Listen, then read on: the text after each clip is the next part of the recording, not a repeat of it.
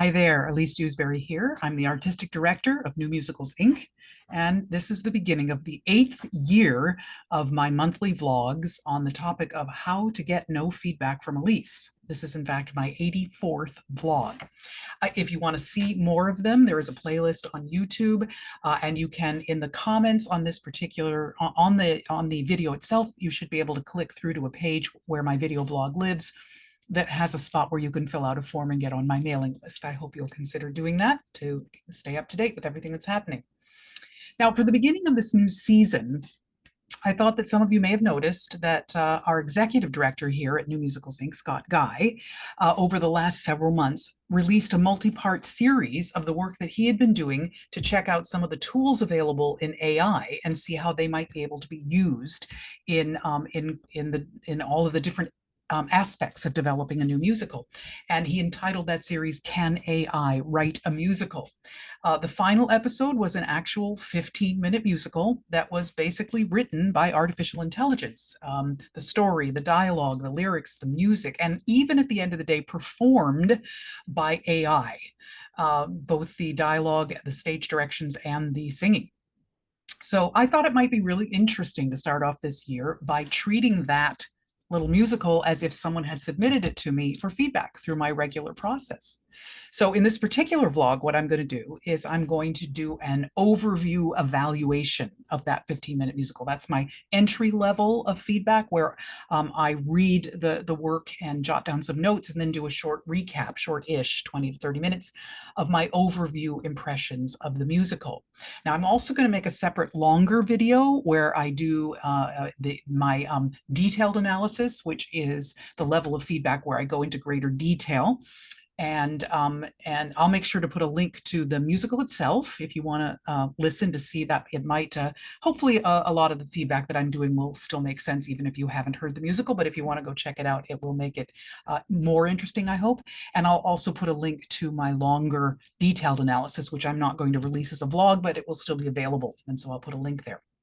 Now, before I get started, I want you to note that whenever I do these kinds of feedback, whatever it is, overview, evaluation, detailed analysis, any of my different levels, I don't comment on performances in the demos. And usually I don't have a musical read to me the way this one was, but I try to concentrate on the work itself and not on how it's performed, because my critiques are not meant to be about performance. They're meant to be about the work itself. But I thought it couldn't hurt for me to mention a couple things about the AI rendition of this musical up front. First of all, I would not recommend that with the current state of AI that anyone choose to have AI read their dialogue.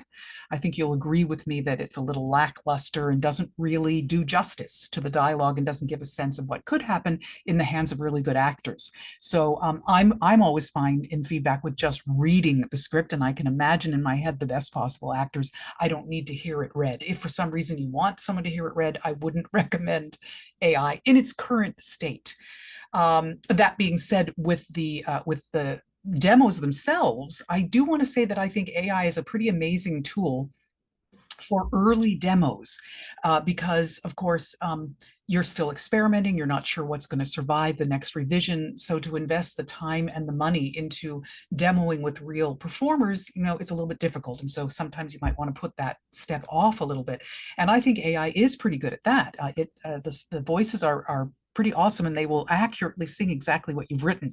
So I think it's a very useful tool in the very early stages of development. What I would caution you about is that AI voices, of course, have infinite range. They can sing any note you ask them to sing, and they never have to breathe.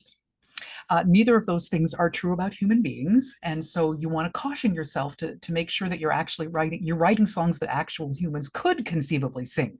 So you want to be more mindful of range and of opportunities to breathe, and don't assume just because your AI voices are able to do it easily and readily that humans would be able to as well. The other thing is that I would say I can, in this version of Can AI Write a Musical, I can definitely tell that these are, although I think they're very good AI voices, I can tell that they are because of the lack of breathing. There's certain things about phrasing and some things about pronunciation that just literally don't sound human. It's pretty good, but so my understanding is that with these tools you can tweak them quite a bit. You can add in breathing, you can add in stylizing and all kinds of stuff like that. But what I would say is, unless you want to spend the time and the effort to really fine tune them, I would just make sure that you only use them for very early experimentations and that you only make them available to your collaborators and people really on the inside of the team and not sort of to the world at large. Go and get real people for that. So anyway, my overview evaluation, here goes. So hi there, artificial intelligence. Thanks for submitting your new musical, Bumbling Idiots Can Make a Difference, for an overview evaluation. Before I start any of these, I always do a little bit of a caveat about me as a dramaturg, and I say that I want to make it clear that everything I'm about to say is just an opinion. And heaven knows there are a lot of opinions out there in the world.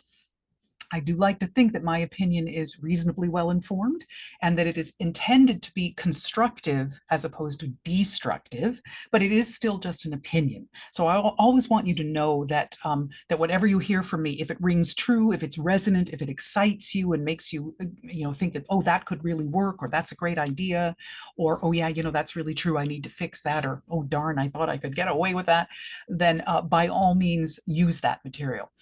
You might respond to some of my feedback thinking, I think she misunderstood that moment, or I disagree with her. I think that that moment is different from what she's experiencing, or I think if this were on stage, she wouldn't have that feedback, or I just don't like that suggestion, or whatever. I would like to say that that is equally valid. That's an equally valid response. And I don't expect you to agree with absolutely everything that I say. It's not meant to be a directive saying, if you do everything I say, your musical will suddenly be great. It's still your musical, and you and your team have to make decisions about what you're going to respond to and how you're going to respond to it. So I hope that there will be things in what I say that will be useful to you, and enough of them to make it worth your while to have submitted, but I don't expect you to take everything. So use what is useful, discard what isn't, and please also never feel like you need to defend the difference to me. You don't need to tell me why you didn't take this advice or that advice or whatever. I don't expect you to take it all, so you don't need to defend yourself. And just to be clear, you don't get a chance to go out in front of an audience and defend yourself either, so it's not useful. Let's see. So what I'm saying is that if I do give you some examples of possible solutions or ideas for what you might consider, they're not meant to be directives. If you like them, you can have them.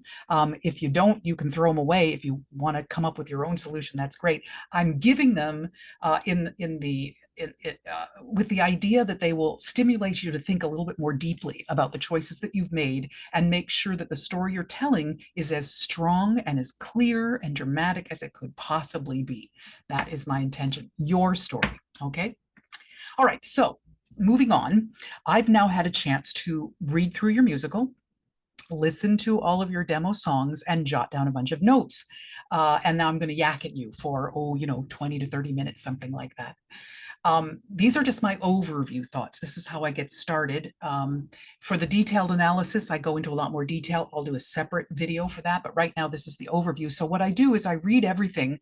I take notes as I go along, trying to put myself in the position of an audience member who is watching your show and has no other information except what I'm seeing and hearing. And I try to respond to, is this engaging me? Is this confusing me? Am I rooting for these characters or not? Am I bored? All of that kind of thing. And I jot all that stuff down. And then when I'm done, I try to step back from it and say, okay, now from an overview perspective, now that I know where everything was headed, how do I feel about where I was being led along the way and what paid off and what didn't, and what might have been a red herring, or was I taken along on this journey? So that's the purpose of the overview evaluation. Later, when I get to the detailed notes, I'll go back to talking about, this is what I was feeling in this exact moment, but you'll generally find that a lot of the things in the detail part of my detailed analysis, you'll be able to see the basis for the things that I talk about in the overview, and you'll be able to see more examples and more elucidations about what I mean. from the overview. Okay, so what I want to say off the top about can bumbling idiots, even bumbling idiots can make a difference, is that it is absolutely a really fun topic and actually quite relevant. You know, the whole idea of AI versus humanity, we're all struggling with this right now. So it's a great idea for a story. I think it has several characters. We have our three humans who are very different, and we have our AI. And so there's a lot of potential there for some really interesting characters. And there's a very clear desire within what's already written on the page to set up some really high stakes. The idea that the destruction of something or of humanity perhaps is at stake, which really ups the stakes and everything and makes that exciting. And of course, because it's written in the short form of a 15-minute musical, it does have a tendency to lend itself to comedy and entertainment, and is clearly trying to deal with these sort of larger and maybe darker issues in a comic vein. And so all of those, I think, are real strengths that you have going for you in this particular piece. So in terms of my feedback about how I might suggest that you look at strengthening and improving and clarifying piece, these are the sort of basic areas that I want to talk about in the overview. I want to talk about truth. I want to talk about specificity. I want to talk about stakes. I want to talk about repetition versus forward motion. I want to talk, I'm not going to get into great detail about this here, but I want to talk about song spotting, the choice of where are the songs, what do they accomplish. I want to talk about rhyme, structure, purpose of the song, prosody, which I'll talk about in more detail later. And then I want to wrap up by talking about the theme. What is it that you're actually trying to say, and how is that illuminated through the journey of your lead character? And do I follow through that? And is the theme opened up and elucidated for me by my following your lead character? We talk about all those things. I might be a little bit scattershot here and there, but I'll try to stick in that general order of events. So let's start with truth, which is pretty important.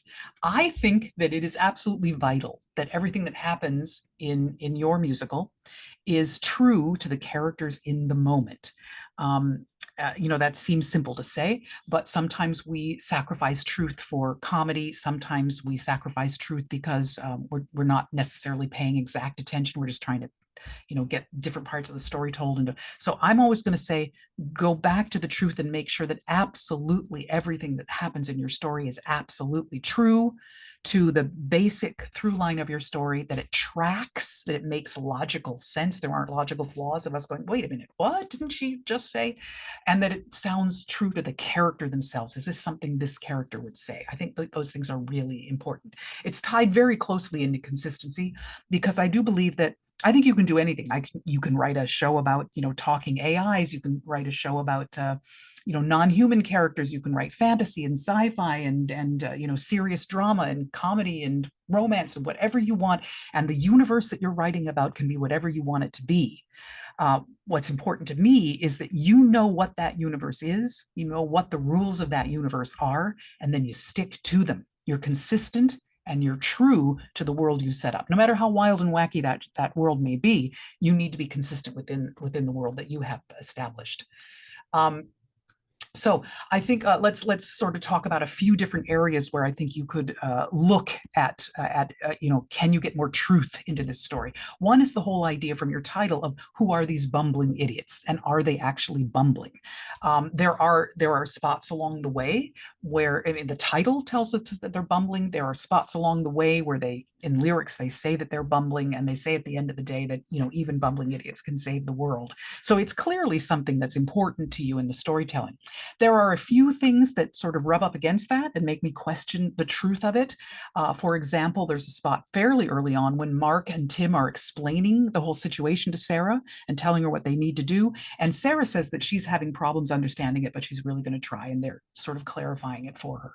So that leads me to question, so are all three of them bumbling idiots? Or is it just Sarah and Tim and Mark seem to know what they're talking about? Where's the consistency there? What level of bumbling idiots are they? And who has expertise and who doesn't? So I think that's something to just clarify. They say together that they're not experts, and at a certain time Sarah says that she's not an expert, but I think you could fine tune that and make it a little bit more interesting by mixing it up a little bit. potentially. Let's see, they do say in their lyrics at one point that they are bumbling and they aren't cut out for this work, but this comes, only moments after Mark has said, I think Tim has accused Mark of saying, he thinks he knows everything, and Mark says, I do know everything. So I'm looking for the consistency between a character who says, I know everything, and a character who says, I'm not cut out for this work. So I want to see the truth of that and have it be consistent and trackable. And it can be different, and I think ideally should be different for each character. Okay, another arena, after the explosion, partway through, there is actually, they realize there's going to be an explosion. They run away, they get out of the building just in time, and there's a big explosion behind them. And in the moments after that, they accuse the AI of trying to take control, which I think is a great place to get in the story, that we initially think that the AI is some kind of benevolent being who's going to help, and then we realize that the AI really is going to be a problem. But I really think that you want to go back and make sure that that is true. When the characters sing, are you saying that you're trying to take control? I found myself as an audience member going, is that what the AI said? I don't think that's what the AI said. I think it'd be very cool if somehow the AI did make it clear that she wanted to take control, and then this would be a response to that. I think that would be a great moment in the storytelling. But I think you want to go back and make sure you make that moment true. Make sure that there's a reason why Tim or Mark or Sarah sort of tweak and go, wait a minute, this AI is acting strange. We don't want them to just say the AI is acting strange and wanting to take control. We want to experience that along with them, right? There's another moment near the very end when Tim turns to the audience and says to them, and that's how we saved the world. Now, I have no issue with what we call direct address when an actor speaks directly to the audience, but it goes back to consistency and truth again. If no one in this show has ever addressed the audience before, it's a little bit jarring for somebody to suddenly, I find at any rate, for someone to suddenly turn to us and address us directly. I wasn't expecting it. If there had been some kind of direct address from the beginning, peppered throughout, maybe, if we'd known that if Tim had come out at the beginning and said, let me tell you a story about how we saved the world. So this is something I think you always want to think about when you have a narrator or when you have people breaking the fourth wall, doing direct address. Nothing wrong with it at all. Just understand the power that it has for an audience who is experiencing it, and make sure that it feels true in the moment and that it's consistent and that we're ready for it, that we know we're in the, it's like, as a sidebar, let's say you've created a world where there are animals, but they don't talk. And then suddenly an animal talks, with 20, 30 minutes into the piece. We're going to question and go, wait a minute. Do all animals talk? What makes this one different? And it's like, it's okay if you have one animal who talks and the rest who don't, but you need to prepare me that that's the world that I'm in so that I understand the rules. And then I'll go anywhere with you as long as you make me understand the rules. Okay, also at the end, they say, he turns to the audience and says that they have managed to save the day with, and I quote, a broken toaster and something about an Ethernet cable and a hairpin. Really fun, specific images and ideas that they did that. I think you want to go back, though, and check, is that true? Is there ever a mention of a broken toaster? Is there ever anything about a tangled Ethernet cable or a hairpin specifically? Those are great specifics. So I would, and maybe when you were first writing this, there was something in there about it, or you meant to put something in there about it. But at the moment, it only appears at the very end when they say that. So I think it's a great place to get to. If it were true that this trio saved the world with a broken toaster and a tangled Ethernet cable and a hairpin, I think it'd be awesome. But I think now you need to go back into your story. And if that's how you want it to be, if that's the story you want to tell, go back and make sure that that story can be true for me when we get to that moment. Let's see. There seems to be some implication in the same moment that Sarah's a hairdresser and that she saved the world with a hairpin. Also really fun idea. But this is the first we've heard of it. It's the first that we've heard anything about her being a hairdresser or that there was a hairpin involved, anything like that. Fun, specific details, but you need to make them true. You need to go back and make sure that they're set up and true so when they happen, we don't go, wait a minute, what? She's a hairdresser? So good ideas, just make sure that they're consistent and true. A slight sidebar to this is that I also believe that that you can. I don't think that you want to ever sacrifice truth for the sake of humor. I think there's plenty of opportunities for there to be humor that is still true to the characters. So I think you want to always be careful that whatever humor is happening is still true to the characters that are partaking in that in whatever way.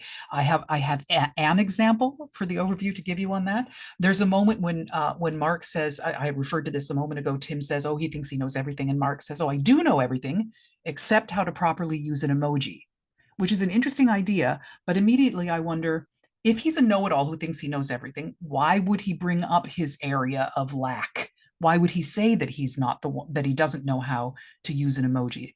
Um, so that would make me start thinking, well, could someone else say that? Like when Mark says, I do know everything. Could Sarah say, yeah, except how to use how to properly use an emoji? Could it be somebody, calling him on that?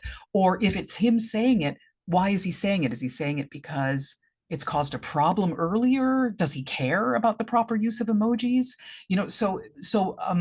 It doesn't work to simply put in what is intended to be a joke unless you think through what the ramifications of that are. Because I think it could be very funny, but there are probably ways to make it more funny if it's more true. So that, and it's also a great way to set up some conflict, more conflict between the characters, right? But I think it needs to be explored a little bit more. Uh, Moving on from there, I think there's lots of potential fun for those kinds of contrasts between your characters. But in order to bring those out, you need to, again, be not only have consistency, but specificity. So let me talk a bit about specificity. One example would be in there's a moment about a horse shield. And I honestly think, and this still relates to the humor idea, I do think that there's a joke in there between the force shield and the force field and the horse shield. I think there's a joke in there somewhere, but it's not landing for me yet. And let me talk a little bit about why, and to see if you could sort of hunt around and try to make a way to make that land. Again, I think it needs to be true to the characters in the moment, but it also needs to be active, right? So in that moment, the AI is the one she mentioned. She says something about, "I'll make a force shield," and then Mark or Tim says, "Yeah, make us a force field." And so she starts to do that, and then she says, "Oops, wait a minute. I think I'm misinterpreting your command. You said force field, and I thought you said horse shield." Okay, she tells us that. But here's the problem. She tells us that, a very important thing. So to me, it sort of detracts from the humor of it that she's in essence explaining the joke as it happens. So to illustrate what I mean, imagine if in that moment, instead of her having to tell us about what she thought and explain to us how she made this mistake, what if you activated that exchange? Something, an example, along a million ways to do it, but an example might be they say to her, "AI, create a force field to protect us right now." And she says, uh, uh, of course, activating horse field, although I failed, or horse shield, although I failed to see how a shield of horses will protect us. And then they can go, no, we didn't say horse shield. That's not what we meant. So in other words, her misinterpretation happens actively and in the moment, and we see it happening rather than her telling us after the fact, this is what happened. I think that that's more the direction to go in if you want the humor to land. Let us experience it actively. It leads to again, I'm going to talk about the idea of show, don't tell. It's an old storytelling adage, show, don't tell. If you ever find that your characters are telling us about something, they're telling us about something that happened off stage, they're telling us about a moment that's going on right now, step back for a second and say, is there a way that I could show this moment instead? And that's how you activate it. Now, can you do it with absolutely everything? No, but the more that you can, the more you can activate and let us experience it along with the characters. Show us, the more engaged we become as an audience. So I talked a little bit about specificity. Let me talk some more now about specificity and its cousin, clarity. Okay, so right off the top, I have questions. What is this place? What kind of a factory is it? Why is there an AI prototype there? Why is there a pile of discarded electronics? What was supposed to be happening here? Where is everybody else? What is this impending disaster? There is some mention that maybe something's going to blow up. That happens a couple of times, but initially it's just referred to, early on, it's just referred to as an impending disaster. We don't actually know what it is. And these three people, do they all work here? Do they work in the same department? Similar to what I was talking about earlier, are they all at the same level of understanding of what happens here? Did one of them create this AI prototype? Have none of them ever seen the AI prototype before? Which ones of them are really smart and in what areas? Now, these are a lot of questions, right? And the most important thing is that you don't want me as an audience member in this moment to be asking all those questions. And yet I asked them all because I don't think I ever really did find out what kind of a place this is and what their jobs were there. And I think, you don't want to waste a lot of time on it. It's a 15-minute musical, but I think you need to quickly establish for us. Now, there is that moment that I talked about where Mark and Tim are explaining to Sarah, well, here's what we need to do. We need to do this with the coding. And she's saying, I don't really understand.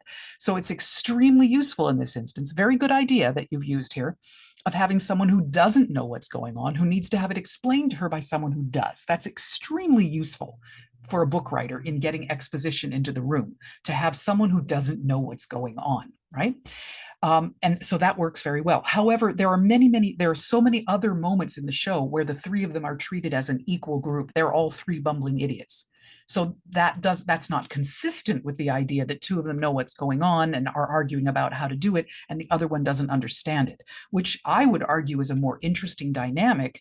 But then you have to look at the moments where all three of them say we're bumbling idiots and ask yourself, is that what you mean, really? Or, so I think it needs to be examined in order to keep it true.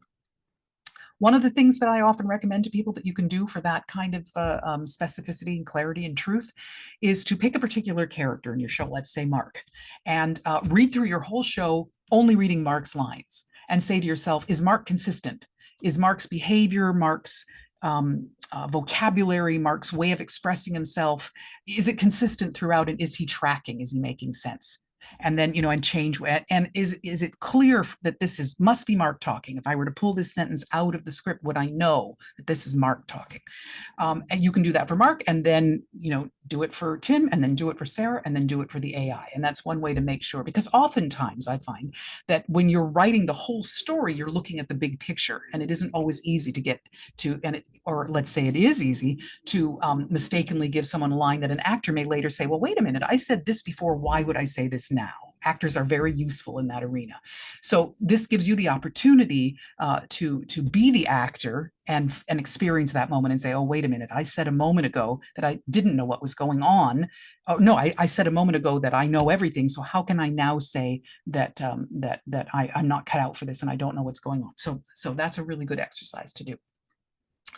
In the same arena, the opening stage direction could give us a little more information. It says that they're working through a pile of discarded electronics, but we never find out why are those discarded. Are there computers around? Because at a certain point later in the show, they accidentally delete some files. So presumably, if it was discarded electronics, it wouldn't matter. There must be a computer somewhere that they're working on that they could accidentally delete files. There's a countdown later. They activate some countdown. So there's something else going on in this room besides discarded electronics, and the opening stage direction could help us understand what that is, but then it also might help you define a little more clearly what their various roles are. Okay, so like I said, you don't want me asking all these questions about, yeah, but where are they and who are they and do they work here and what's happening and what is this impending disaster? You don't want your audience asking all those questions at the beginning. Okay, so in the same arena, but near the end of the story, the AI reveals her real plans. She tells us that all of this was a ruse just to get them. Sorry, spoiler alert. All of this was a ruse to just get into a position where she could check and see how to be the best preventative. I'm not quoting that exactly, and again, I would say that that's wonderful. That kind of a turn when we get to that moment and we go, oh my God, the AI has been lying to us all along, and oh, she really has some ulterior motives, which is great. I want you to go back though and make sure that that is true. Make sure that if we thought back, we could go, because what I'm doing is I'm looking back and going, but wait a minute, the way it's set right now, they already, right from the top, our characters plunge us right into the stakes of saying, we need to find something in this pile of junk or we're in trouble. So there's already a problem. And then they find the AI, I think. Now, it's not, the stage directions could clarify this more. They find the AI in the discarded electronics. So it begs the question, how clever was this AI to plan this, that she would be, sitting in some discarded electronics and they would accidentally turn her on. So I'm questioning how much of this was pre-planned by the AI. So as storytellers, I think you have a couple of ideas. If you really want it to be pre-planned, go back and see if you can plant those seeds so that when I look back, it feels true. If you decide you don't want to go back and plant those seeds, then maybe she hasn't planned it this way all along. Maybe she has a change. Different ways to do it, but it all has to be consistent and true. That leads me to then, once she does reveal her plan, it wasn't 100% clear to me. Does she want to save humanity, or does she want to dominate humanity?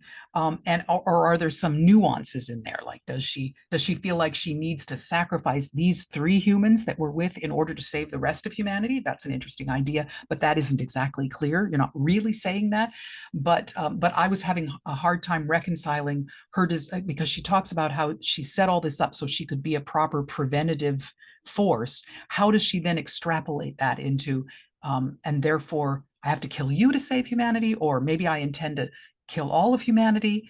Any of those things could be true, but at the moment, it wasn't clear to me which of them was intended to be true. She says she needs to make difficult decisions. And that's part of the lyric of the song, I'm assuming that she means, I sort of extrapolated that she means I'm going to have to kill the 3 of you to save humanity, but that isn't clearly stated. So again, to just say we have to make difficult decisions, can you be more specific? Can you give me specifics about what those decisions are and how different they might be? What decisions does the AI have to make that are difficult? What decisions do Mark and Tim and Sarah separately have to make that might be difficult? More specificity.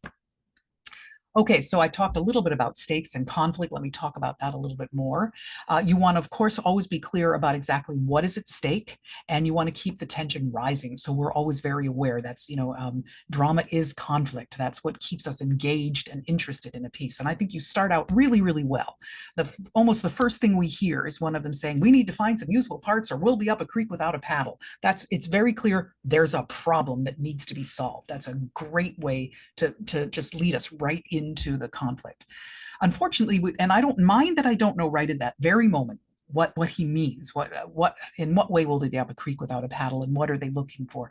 But I found myself wanting to know, and I was willing to delay that a little bit, but I don't think I ever found out what went wrong. What is this place? What went wrong? And how do they think they're going to save it? So when he says we need to find some usable parts or we'll be up a creek without a paddle, usable parts for what? What are they trying to fix or change or build? And what will happen if they don't? I love the fact that you establish those issues, but within the first handful of minutes, I wanted to know more specifics about what that meant. After the second song, Tim says that they have a few minutes left before the whole place blows up.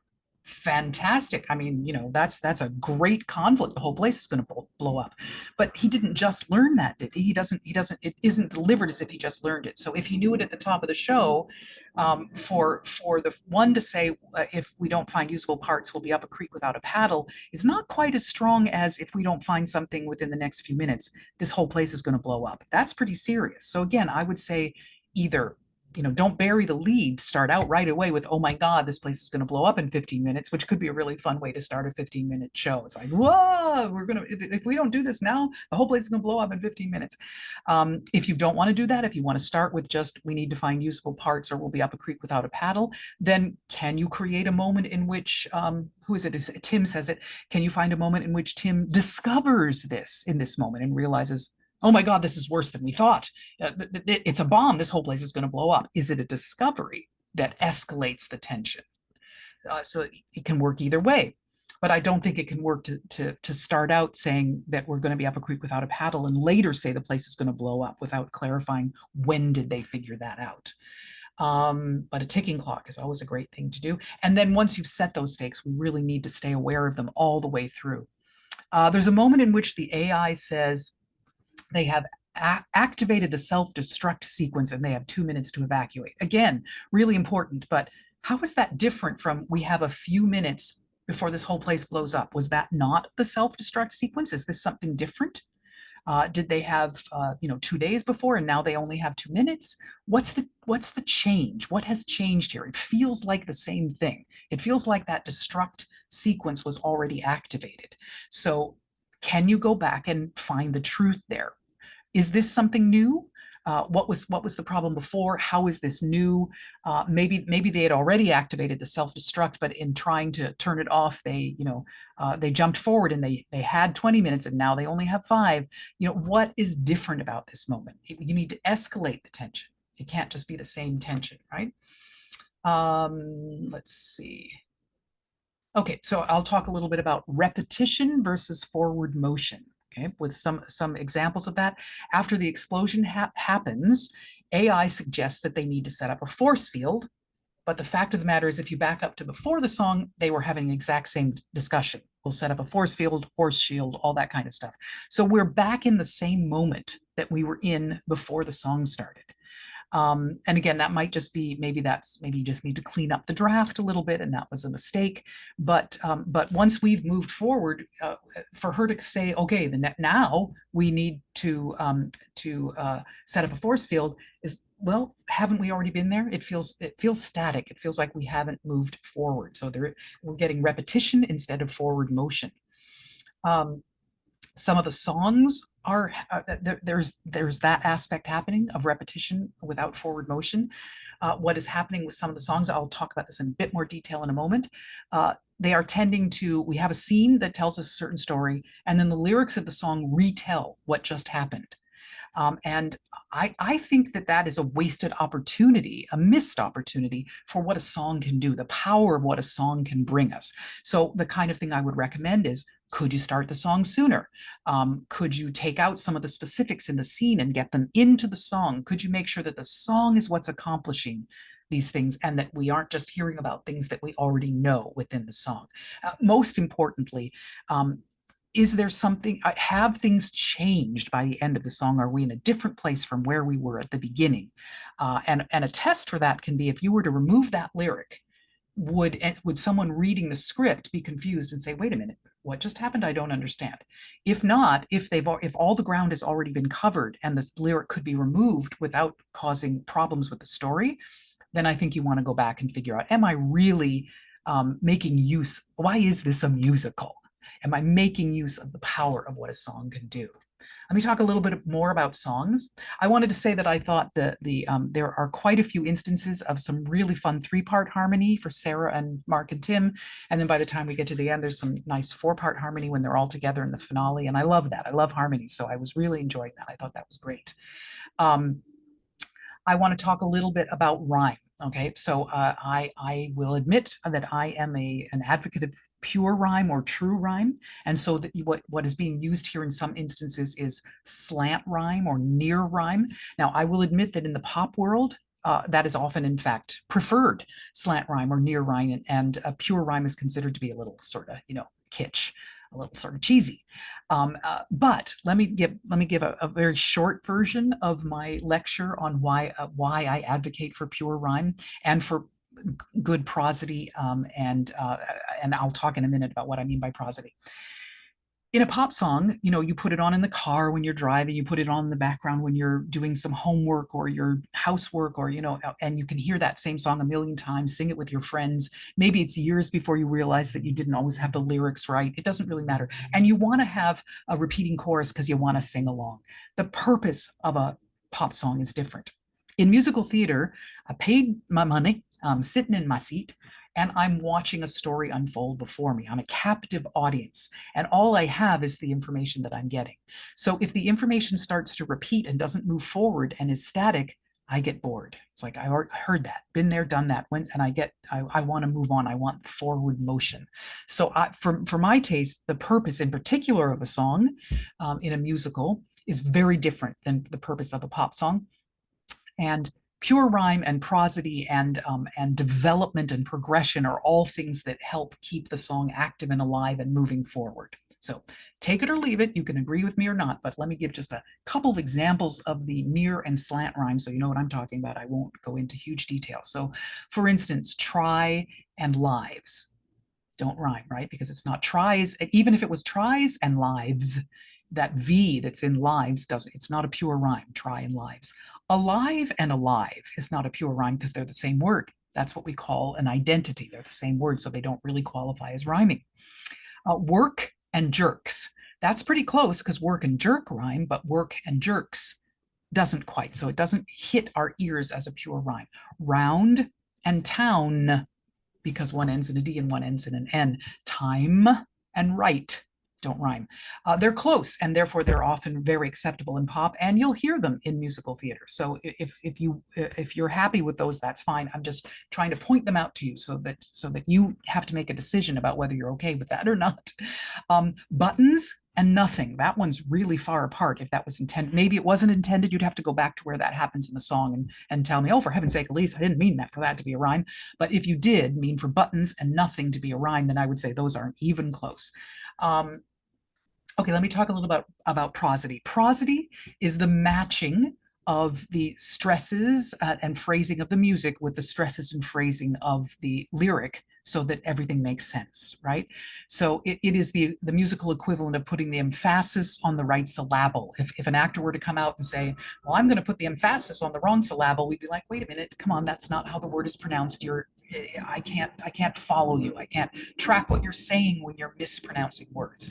So sometimes when lyrics get set to music, because music has stresses, generally, on a very simplistic level, if music is in 4/4, it has a strong beat on 1 and a semi-strong beat on 3. So you get yum, bum, bum, bum, 1, 2, 3, 4, 1, 2, and it stresses on 1. If it's in 3, you get it on 1, 2, 3, 1, 2, 3. So there's where the stresses lie is where we want the words to be stressed. The emphasis of the word is one of the stresses. It gets much, much more complicated than that because there's also, there's a difference between I love you and I love you and I love you. They all have different meanings. And so if you're singing it, you want to make sure that the meaning that you want is coming across by having the word that you want stressed to be the word that lands on the stressed beat. And similarly, if you have a sentence like, the house around the corner, you don't want to start a 4/4 bar with the house around the corner, because the word the doesn't need that kind of stress. You want to say the house around the corner. So it's extremely complicated. I'll complicate it even further. There is what we call linear prosody, because music has punctuation. Music has commas and periods, just like speech does. And so if the phrasing, if the punctuation of the lyric doesn't line up with the punctuation of the music, we get things that are hard to understand. Did I write an example of that one? I did for the stress one. There's a moment where there's a lyric that goes, a couple of jerks. Why can't we let the I'm not sure I can do it. Why can't we let the machines be? So I'm like, wait a minute, why can't we let the machines be? I'm not hearing that. So do I have an example of linear prosody? Not off the top of my head, but check out my detailed analysis. I'll probably find one. And then there is within a song repetition without development, which often happens in something that is like a chorus that gets repeated, all the words exactly the same, which again, in pop is great, but in musical theater, I'm like, okay, especially if there's a joke, I already heard that. I want something more. So in the first song, there's a stanza that starts with, we'll fix it up with bubblegum and tape. We hear that exact same 4-line stanza without any word changes 4 times. And I would posit that there's a lot that you could do to keep me engaged and interested in the song, even if there was just a small change. Even things like, for instance, that go back to the idea of truth. Who's going to fix it up with bubblegum and tape? You have all 3 of them singing it, but is there one character who thinks they can do that and another who doesn't? So you have the potential for progression of, I'll fix it up with bubblegum and tape. And maybe the next time through, it's like, you can't fix it with bubblegum and tape kind of thing. That's what I would call a progression, right? Where something changes over the course with just some little word changes. So I would posit that you can do so much more storytelling and keep me engaged if you develop and progress instead of simply repeating. So it's worth looking into. I think it's really great to vary the styles of the music too. And there's an interesting attempt in one of these songs to have what I think is meant to be a rap song for the AI. It's pretty funny. And I think there's something really potentially hysterical about an AI trying to rap and not being very good at it. That could be very, very funny. Where I think you want to look more closely is that the other characters then join in that not really very good rap. And so for me, it sort of dissipates the humor of the AI can't rap because none of them can rap. So I would say that varying style and trying different things and using them for humor or using them for variety or using them for character development are all really great. But once again, you got to keep going back to the truth of the moment. Is it true for this character? If it's true for AI to rap badly, should it also be true for Tim and Mark and Sarah to all rap badly too? Is that useful to you? So I think that's worth looking at. And then to extrapolate a little bit more on the purpose of songs, I want to talk about the placement of the songs themselves, where they happen and what they accomplish. Again, I would say you want to take a look and see what is going to change, what's going to make a difference from one end of the song to the other. An example I would use is that the third song in the show, a lot of what happens in it is her big reveal, AI's big reveal about her real plans, which I think is a great idea for a song. But the song includes a lot of other things. I'm going to talk about that for a moment. And I wonder if focusing on this being the big reveal song for the AI would make it stronger and more interesting, worth considering. And again, check and see if you took the song out, would the story still make sense? Let me go through each one of the songs just very briefly and talk about things that I think could be looked at. Song number one is the one that's basically about here we are, we're searching through some junk, we're in real trouble, but we're going to try to save lives. And oh my goodness, look, AI is here to help us save the day. So we're going to try to save lives. To me, this is a really clear indication of where some progression instead of clear repetition would be really useful, because they start by saying, we're searching through junk, we're in trouble, but we're going to try to save lives. And then AI comes in and says, I can help you. But then they go back and repeat, we're not really experts at this, but we're going to try to save lives. So they have not responded to the fact that the AI has offered them, has offered to be their savior. So I think there's a missed opportunity here for a progression in which, for instance, they start singing about, oh my God, we need to do this. We don't know if we're going to be able to do it. Like if the first stanza was, we need to save humanity, but we don't know if we're up to it. And then AI comes in and says they'll help. And then by the end, it's like, yay, AI is going to help us save humanity. Yay. So that they're in a different place at the end of the song. Again, a million ways to do it. And it's also possible that maybe AI doesn't even appear in this first song, and that this is more a song about the trouble that they're in and could give us more clarity about who they are and what they're trying to accomplish. And maybe we don't get to the AI saving the world until the next song. But right now, I think there's a missed opportunity for some progression. Song number two, they're starting to fight, and AI asks them not to bicker. And then they sing again in different words and with a different tune that they're not sure they can do this. So it feels a bit like the same beat to me. They already said, we need to do this, but we're not sure if we can, and AI will help us. And now AI says, stop bickering. And they say, we're not sure if we can do this. So I felt like, again, this song felt like it was swimming in sort of the same beat as the first song. And I think you could get more bang for your buck by having this be a different moment. Maybe this is only one song that starts out with, we don't know if we can do it. Oh, AI can help us. Yes, she can. Maybe it's two songs and AI doesn't appear until the second one. But whatever, you need more. I think you need more forward motion. The third song is after the explosion, and they start out by singing, whoa, that was a heck of an explosion, and oh my goodness, AI is acting strange. And then AI reveals her plan and they decide they need to shut her down. That's a lot of progression. If you were to take that song out of the show, we certainly wouldn't know what was going on. So it's definitely firing on those cylinders of accomplishing a lot. I think there are some things to look at. Singing about, wow, that was a heck of an explosion is sort of a past tense moment. We just lived through the explosion with them. I don't know that after it's over, that it's worth our time to now sing about, hey, that was a heck of an explosion. I'm not personally a big fan of past tense, right? So how can we move forward instead? Then they start to talk about how AI is acting strange, but my question is she? Because nothing has actually happened. There was an explosion, and they're all talking about how scary that was. But what has AI done that was strange? So they're telling me, we'll go back to the show Don't Tell. They're telling me that she's acting strange. It will be awesome if you could insert something in which she's actually acting strange rather than the past tense moment about the explosion. Maybe what could the AI do that would actually be strange and make them go, hey, wait a minute, what's up with you? And then she reveals her big plan and they want to shut her down.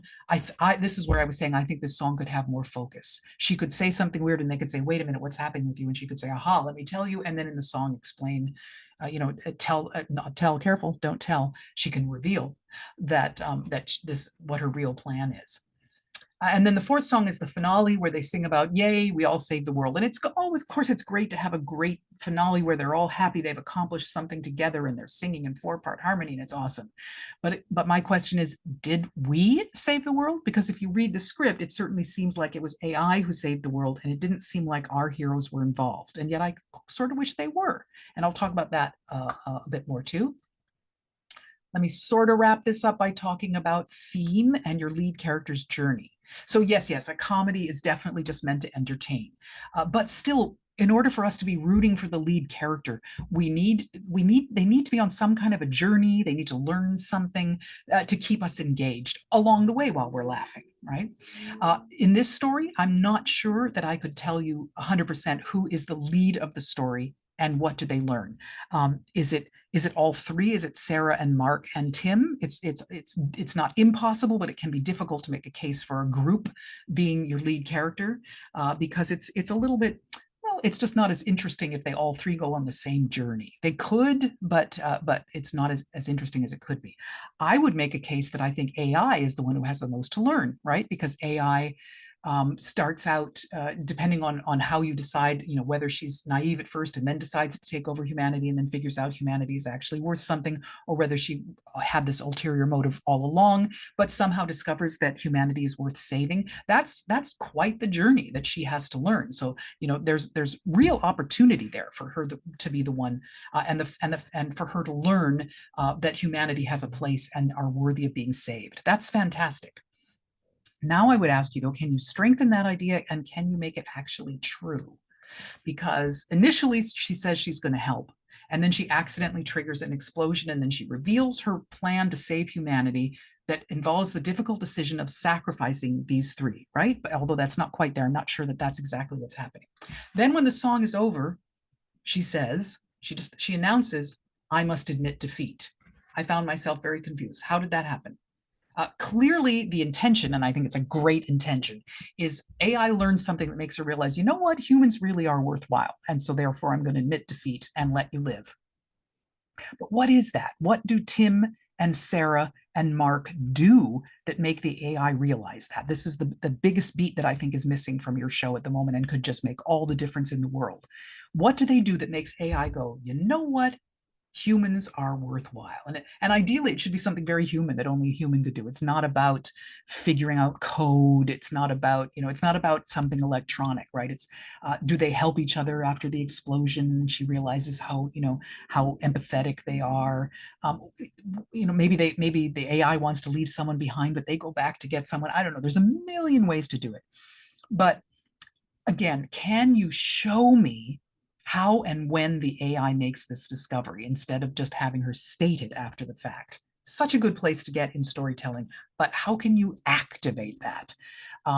For me, the most exciting moments in musicals, and therefore the moments that I think should be songs, are moments of discovery, confrontation, and convincing, where things are happening, right? This is a perfect moment for discovery. But what I want to be there in the exact moment that she makes the discovery, and I want to make the discovery along with her. So I feel like that's the area you really want to concentrate on here. She says that she rebooted with a new perspective. Again, she did this all on her own. She figured it out and she rebooted herself. Sarah and Mark and Tim had nothing to do with it, which I think, again, is a missed opportunity. What could Sarah and Mark and Tim do actively to get us to this moment? Do they reboot her? Do they change her programming? Do they show her something that makes her see things differently? How can they be active participants in the fate of humanity? I think there's really something there that could be very cool. And then it would be true for them in the finale to sing that they saved the day. Right now, it doesn't feel true because AI has decided to destroy humanity, and then she changes her mind. But so she saved humanity. I don't see what they did, but such a great opportunity you have here. Another small thing she says, they say, how can we trust you? And she says, well, you can't, but let's make a pact. And so my thought is, okay, but how do you make a pact with someone you don't trust? So I think you would need to explore that a little more, and clarify for us, why would Sarah and Tim and Mark think that they could trust this person, this AI who just told them she couldn't be trusted? And then I want to talk a little bit about your title. Bumbling Idiots Can Make a Difference. titles, titles can come and go. They can be, the marketing team can decide what your title is. But to me, in the early stages of development, I often look at a title because I think it tells me a lot about what the team thinks that their musical is about. So if the title is Bumbling Idiots Can Make a Difference, and that's sort of taken from that final song where they all sing about that, then that leads me to believe that that's what you want the story to be about. Three bumbling idiots who save the world. It could easily be that, and it could be a lot of fun. For many of the reasons that I have elucidated over the last, however many minutes, I don't think it is yet about that. I don't think they all are bumbling idiots and they don't save the world. So what I would say that you need to explore is, if you really want this to be about three bumbling idiots who save the world, can you go back and find the moments to clarify for me that they are indeed bumbling, maybe in different ways, and that they do indeed save the world? And that it isn't just the AI deciding on her own to go back on it. What does it have to do with a toaster? What does it have to do with a hairpin? What does it have to do with Sarah being a hairdresser? Could be any number of things. But if you want this, if you want the basic idea of your story to be, bumbling idiots can make a difference, can you go back and make that true? If you decide, no, we sort of went away from that. And I guess now what we're saying is that these are three very different people who proved to this AI that humanity is worth saving. And that's what we really want the story to be about. And you could still go in and strengthen that and make that more clear and then change your title. But one way or the other is what I would suggest. Let's see. So to wrap up, I do want to go back to what I said at the very beginning, which is I think this is a really fun premise. I think the whole idea of AI versus humanity is very relevant. There's lots of potential in your characters. Whether they're bumbling idiots, whether some of them know what they're talking about and others don't, whether one of them is a hairdresser or not, you've got a lot of elements there for fun. And I think you just need to dig in and make some very specific decisions about each one, and that potential can come to life. And I think that you can use the power of song more fully to take us to those moments of discovery and confrontation and convincing and all of those things, so that the songs can be as powerful as possible. So I think there's lots of potential, but still some work to be done to really make this pay off as well as I think that you want it to. So all that being said, I hope, honestly, artificial intelligence, that you have found at least some of what I've had to say useful. And I encourage you again to take whatever is useful and use it, and discard whatever is not useful. And consider also having a listen to my detailed analysis, where you will find more examples of the things that I've been talking about, and more elucidation about that, and maybe some other specifics, but just more detail about the things that I've already been talking about. At the end of the day, though, just make sure that you really, really know the story that you want to tell, and that you are doing everything you can to tell it as clearly and consistently and truthfully as you possibly can. All right. So thanks once again for entrusting your work to me, and toodaloo.